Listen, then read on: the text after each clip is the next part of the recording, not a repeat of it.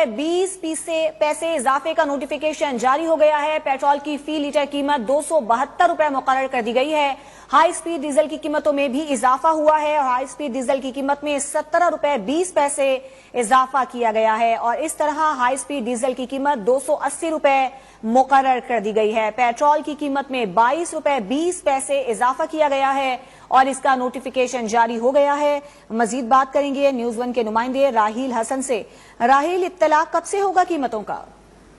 دیکھیے 170 ارب روپے کے منی بجٹ کے بعد اب رات گئے حکومت نے پیٹرول بم دے مارا ہے عوام پر، جس کے بعد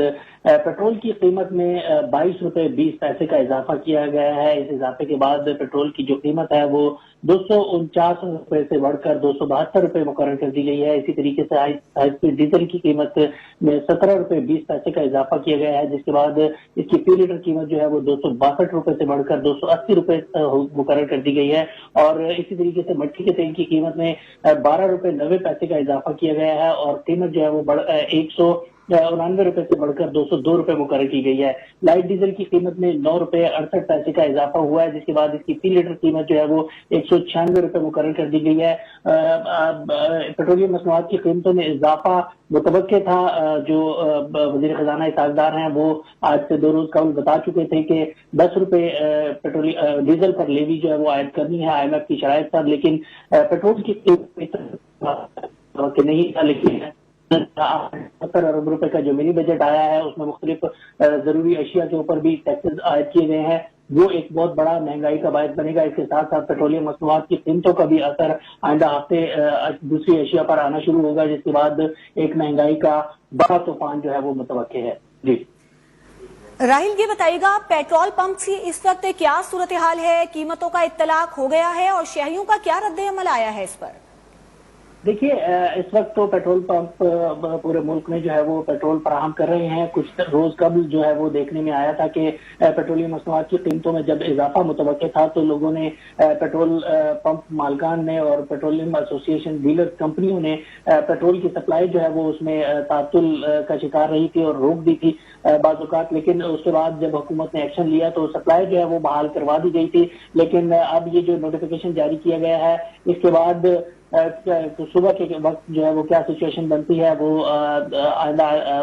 آنے والا جو ہے وہ دن ہی بتائے گا۔ لیکن اب اس وقت جو ہے وہ 12 بجتے ہی 16 فروری سے یعنی کہ رات 12 بجتے ہی جو ہے وہ ان قیمتوں کا اطلاق جو ہے وہ فوری طور پر نافذ العمل ہو چکا ہے اور ایک بڑا جو مہنگائی کا طوفان ہے وہ ان قیمتوں کے بعد جو ہے وہ اس کا متوقع ہے اور پہلے ہی جو ہے عوام اس وقت 34% سے زائد یعنی 35% کے قریب جو ہے وہ ہفتہ وار بنیادوں پر مہنگائی کی شرح جو ہے وہ اس کو بھگت رہے ہیں اور جو بنیادی کھانے پینے کی اشیاء ہیں ان میں بھی مسلسل اضافہ ہوتا جا رہا ہے اور آج جو خاص طور پر منی بجٹ عائد کیا گیا ہے اس کا جو افیکٹ آئے گا آئندہ آنے والے دنوں میں، جس میں گیس اور بجلی کی قیمتوں میں بھی اضافہ کیا گیا ہے۔ اس کے ساتھ ساتھ اب یہ پیٹرولیم مصنوعات کی قیمتوں میں ایک بڑا اضافہ کیا گیا ہے۔ جیسے کہ میں نے پہلے بھی بتایا کہ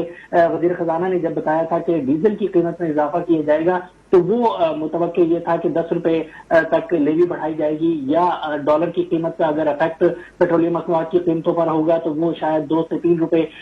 بڑھایا جائے گا۔ لیکن جب اوگرا نے ورکنگ دے کر اپنی وزارت خزانہ کو بھجوائی ہے تو اس کے بعد جب وزارت خزانہ نے نوٹیفیکیشن جاری کیا ہے تو اس میں ایک آیا ہے پیٹرول ہائی سپیڈ ڈیزل سے بھی زیادہ جو ہے وہ قیمت۔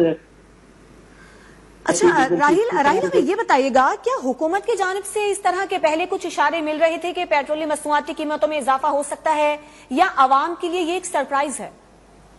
دیکھیے پہلے تو جب IMF کے ساتھ ڈیل چل رہی تھی تو عوام بھی یہ توقع کر رہی تھی کہ IMF جو ہے وہ اس شرط کو عائد کرے گی کہ پیٹرولیم مصنوعات کی قیمتوں میں بھی اضافہ کیا جائے، تو اسی وجہ سے جو ہے وہ پیٹرولیم جو